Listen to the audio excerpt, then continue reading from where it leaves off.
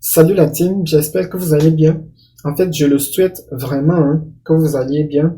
Je suis très heureux de vous retrouver aujourd'hui pour que nous puissions continuer d'en apprendre sur les fonctions. Aujourd'hui, justement, nous allons parler des paramètres ainsi que des valeurs de retour des fonctions. Ce sont des notions qui vont augmenter votre niveau de connaissance et de maîtrise et de l'utilisation, bien sûr, des fonctions en JavaScript. Comme d'habitude, je ne vais pas vous perdre plus de temps, si ce n'est de vous inviter à nous rejoindre, si pas encore, en vous abonnant et en activant les notifications. Alors, les arguments, je l'ai dit dans le cours précédent, c'est le moyen par lequel notre fonction va communiquer avec le code extérieur. Nous allons utiliser les arguments pour passer les informations à notre fonction. Imaginez que vous achetez quelque chose en ligne.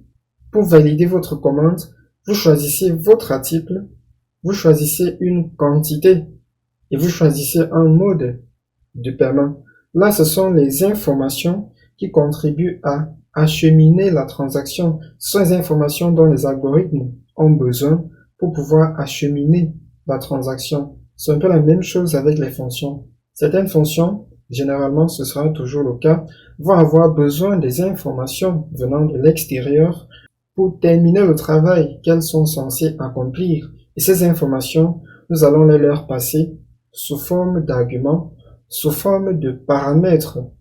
Et justement, c'est ce que nous allons apprendre à faire aujourd'hui. Cela dit, je vous prie de m'excuser parce que j'étais censé vous revenir assez tôt, mais très rapidement et fortement, ma santé s'est dégradée. J'étais donc obligé de beaucoup lutter afin d'être capable de vous revenir aujourd'hui. Eh bien, comme nous l'avons vu dans le cours précédent, les paramètres se mettent entre les parenthèses qui suivent le nom de la fonction.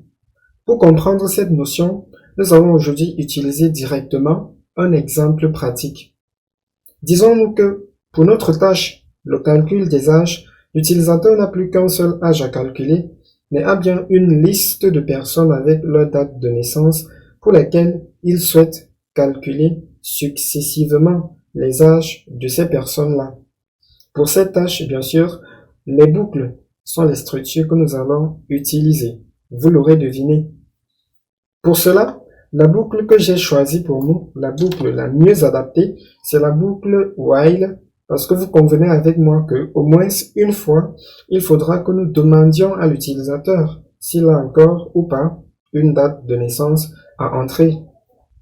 Avec les cours précédents, vous avez vu comment fonctionne la boucle while. Et pour la condition, nous allons utiliser une variable booléenne qui vaudra toujours vrai, ce qui nous obligera ensuite à utiliser break, la fonction break, pour pouvoir sortir de la boucle. Alors ici, nous allons faire d'une pierre, non pas deux, mais trois coups. Trois coups pourquoi? Eh bien parce que nous allons utiliser la fonction prompt. Le premier coup, ça va être sa fonction d'affichage qui va nous dispenser d'utiliser alerte. Le deuxième coup, ça va être sa fonction première, nous permettre de récupérer ce que l'utilisateur a entré. Et le troisième coup, c'est le fait que nous allons réutiliser ce que l'utilisateur a entré avec prompt comme variable booléenne pour savoir si nous allons ou pas arrêter notre boucle. Nous déclarons donc une variable. Nous allons l'appeler de même user input. Pourquoi pas? Et cette variable va contenir ce que l'utilisateur va entrer sous forme numérique. Nous allons donc le convertir avec parseInt de même. Vous le connaissez déjà, parseInt. Et puis on va prompt à l'intérieur. Ce que nous allons dire à l'utilisateur, c'est d'entrer un âge s'il y en a encore. Sinon, de ne rien entrer du tout. Donc, entrer un âge, pas s'il y en a, mais si vous en avez encore. Rien du tout. Sinon, super. À ce niveau, nous allons faire un test pour vous enseigner quelque chose. Donc, à chaque fois, on va tester si l'utilisateur a entré quelque chose. Donc, if, on a vu comment faire ça, user input. Ce que nous allons faire, c'est calculer l'âge et puis l'afficher à l'utilisateur. Donc, on peut faire tout simplement la fonction calcul age. Sinon, donc, si l'utilisateur n'a rien entré, eh bien c'est fini. Nous, on va break, on va sortir de la boucle. C'est super. Testons voir ce que ça donne. Donc, entrer un âge, si vous en avez encore, bah rien du tout. Sinon, je crois qu'il y a pas mal de fautes d'orthographe ici. Voilà, hop. Rien du tout sinon. Donc, à pas entrer un âge, hein. C'est une date de naissance. Une date de naissance. Super. Donc voilà, 2000 comme d'habitude.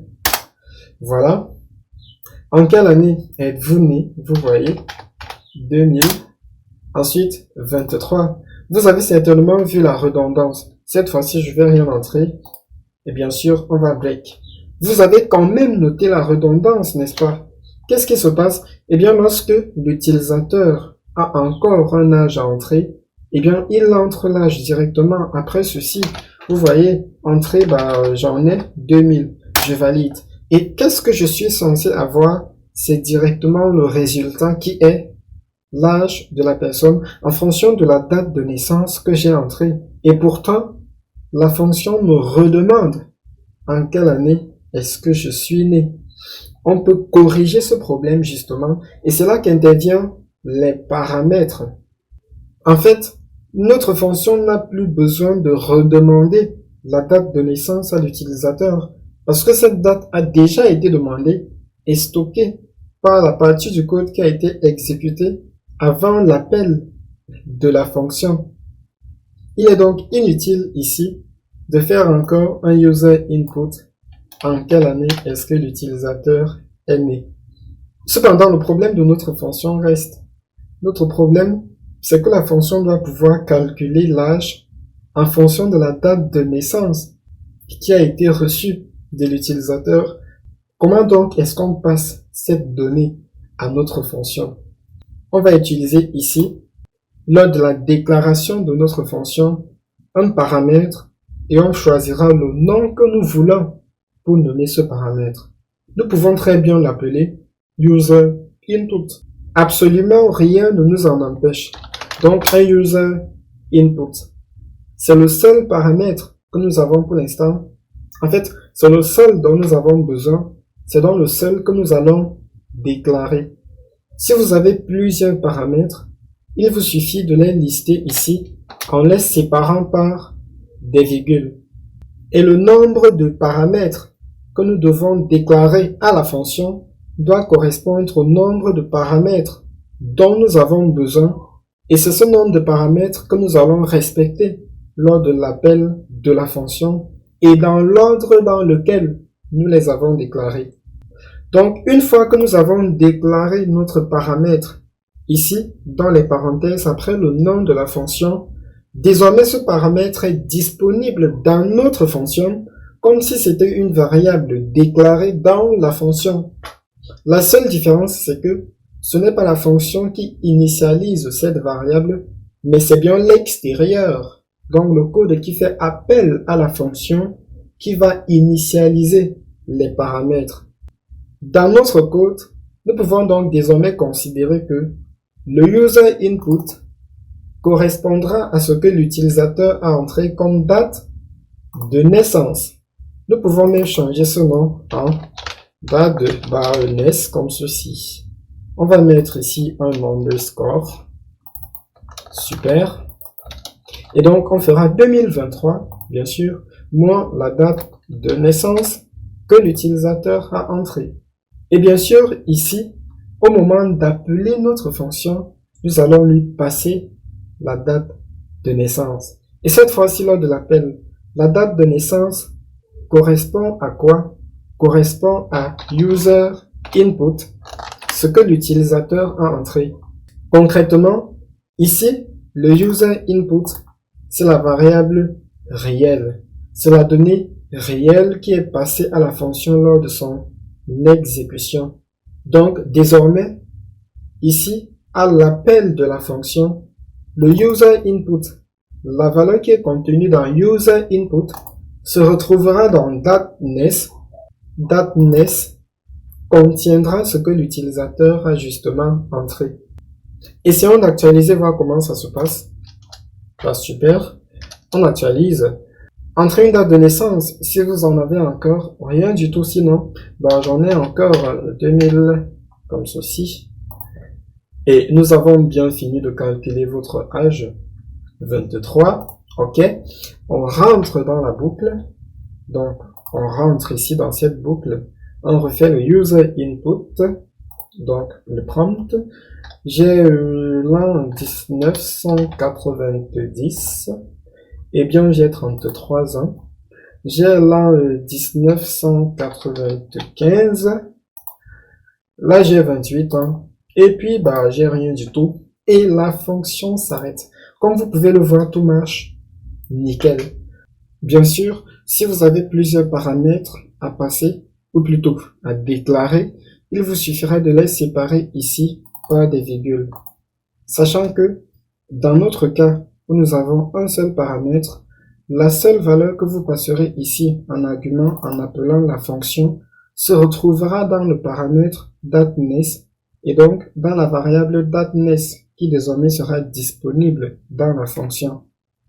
La seconde valeur que vous passerez ici en paramètre sera disponible dans la deuxième déclaration de variable que vous aurez listée ici, ainsi de suite.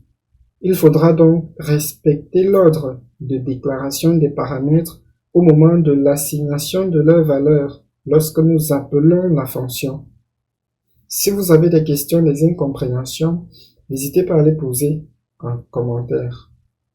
Parlons maintenant d'une notion tout aussi importante. Il s'agit de la notion de paramètres facultatifs. Notez que vous pouvez créer des paramètres facultatifs que vous n'êtes pas obligé de mentionner lors de l'appel de la fonction. Pour comprendre à quoi ça peut vous servir, nous allons, une fois de plus, utiliser un exemple pratique. Changeons la donne cette fois.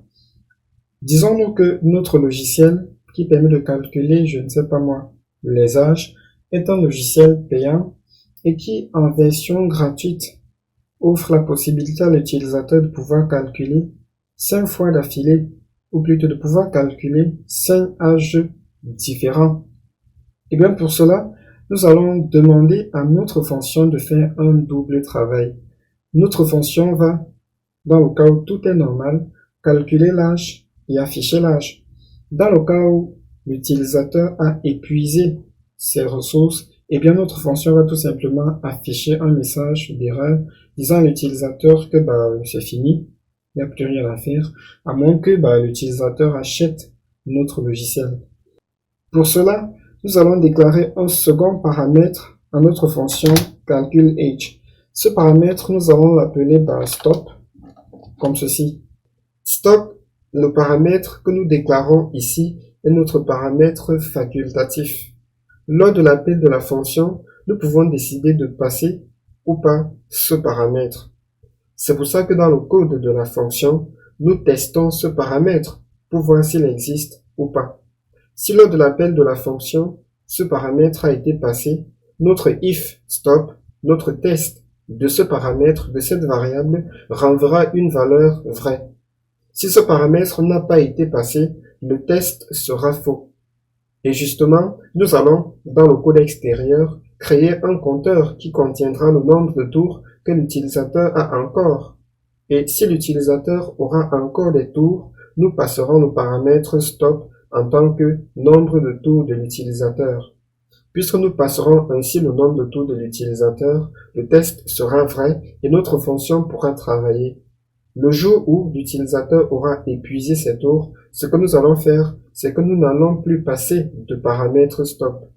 En fait, nous allons appeler cette fonction tout à l'heure avec cette notion de facultativité et vous comprendrez mieux la manœuvre que nous sommes en train de créer maintenant.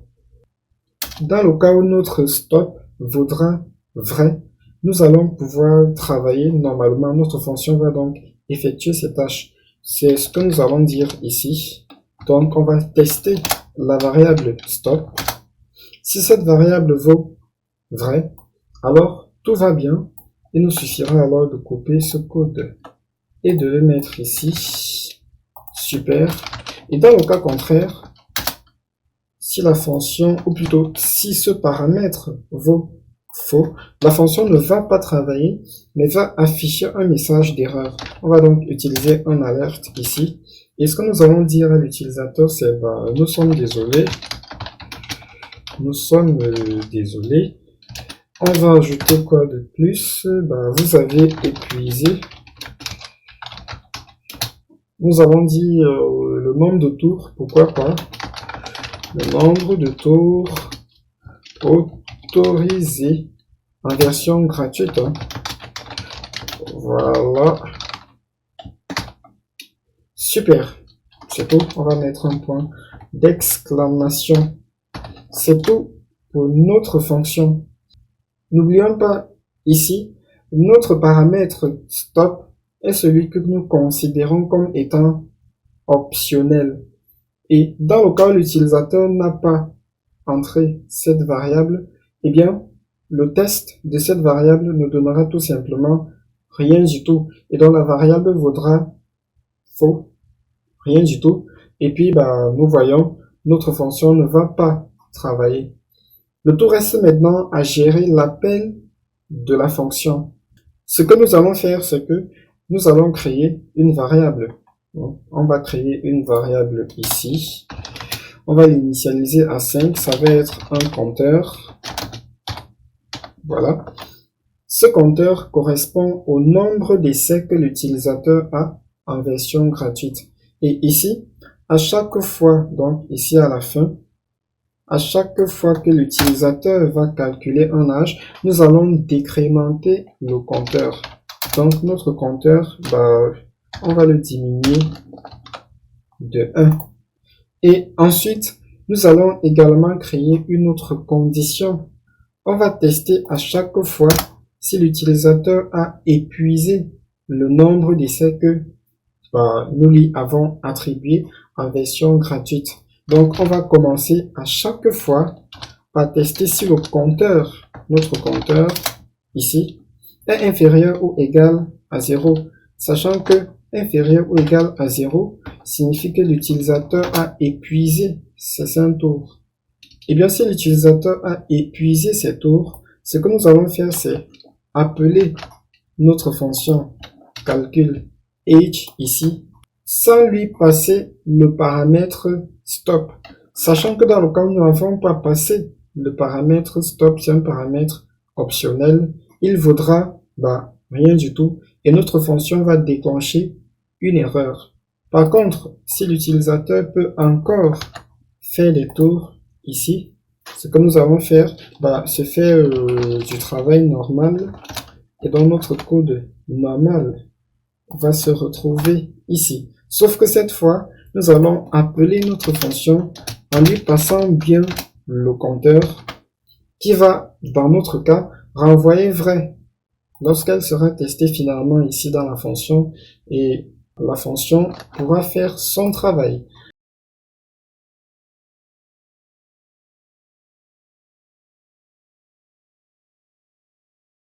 Là, c'est pas très cool. On va faire ça à l'inverse. Super. Nous allons tester et comment ça fonctionne. Donc, entrer une date de naissance, si vous en avez, j'en ai encore. Ça me fait 5. 2018. Peu importe. Entrer une date de naissance, nous on a 2001. Ça fait la deuxième fois que nous travaillons. Et bien, notre troisième essai, cette fois, on va prendre 2003. C'est bon. La quatrième fois, nous allons prendre 2005. Super. La cinquième et dernière fois, nous allons prendre 1990. C'est super. Nous sommes désolés. Vous avez épuisé le nombre de tours autorisés en version gratuite. Vous voyez, tout s'arrête normalement. Nous ne pouvons plus entrer de données. N'est-ce pas? C'est génial ça. Eh bien, on va revenir ici, corriger un tout petit peu. Donc, ce que nous allons faire, c'est que lorsque le compteur sera inférieur ou égal à 0, Nous allons appeler notre fonction et ensuite nous allons break pour arrêter la boucle. Sinon, nous allons travailler normalement autant de fois que l'utilisateur le souhaitera jusqu'à ce que l'utilisateur lui-même ait break avec cette instruction. Donc, on peut réactualiser là, hop, il faudra fermer et réouvrir pour arrêter la boucle infinie. Voilà. Pour la première fois, on va entrer 2000 comme d'habitude. 2000. Et une seconde fois 2000. C'est juste pour test. Et une troisième fois 2001. Là, c'est mon petit frère. Super. Et pour la quatrième fois 2003, on va dire que c'est ma petite sœur. Bon, j'ai foiré, hein, forcément. Et pour une dernière fois, l'an 800. Il doit être âgé, hein. Il a mis 223 ans. C'est super. Et ensuite, bien sûr, nous avons notre message d'erreur et nous n'avons plus de boucle infinie. C'est un peu ça, le concept de paramètre facultatif. C'est un peu ça le concept de paramètre optionnel. Vous pouvez décider de lui attribuer une valeur ou pas. Le tout, c'est de savoir comment gérer la présence de ce paramètre ici, à l'intérieur de votre fonction. Il y a une chose importante sur cette notion, c'est que vous devrez toujours déclarer les paramètres facultatifs à la fin. Ça va être les derniers paramètres à être déclarés. Parce que, imaginez ici, j'inverse, je mets plutôt stop devant et dateness à la fin. Ce qui va se passer, c'est que lorsque nous allons décider, comme dans cet exemple, sur cette ligne de code-ci, de ne mentionner que le paramètre obligatoire, notre paramètre obligatoire va se retrouver dans stop au lieu de se retrouver dans dateness parce que nous avons inversé ici la déclaration des deux paramètres. C'est tout pour les paramètres facultatifs. Bien sûr, si vous avez des questions, des incompréhensions, les paramètres, tellement nous avons parlé de paramètres, les commentaires sont là. Posez-les en commentaire et je serai là le plus instantanément possible pour vous secourir, pour vous aider à débloquer votre code. Le cours commence à être long, ce n'est pas ce qui était prévu. Nous allons nous arrêter ici et parler des valeurs de retour prochainement dans un autre cours. Merci de nous rejoindre, de vous abonner, d'activer les notifications. Si vous ne nous avez pas encore rejoints, merci également, pourquoi pas, pour remercier mes efforts, de laisser un pouce bleu, un commentaire positif, ça fait beaucoup de bien. Nous allons très prochainement rester sur les fonctions, mais parler cette fois-ci des notions qui ne sont pas communes à tout le monde. La notion de fonction anonyme en JavaScript, vous allez voir, ça va nous être très utile. D'ici là, pratiquez bien, grandissez en compétences et prenez bien soin de vous.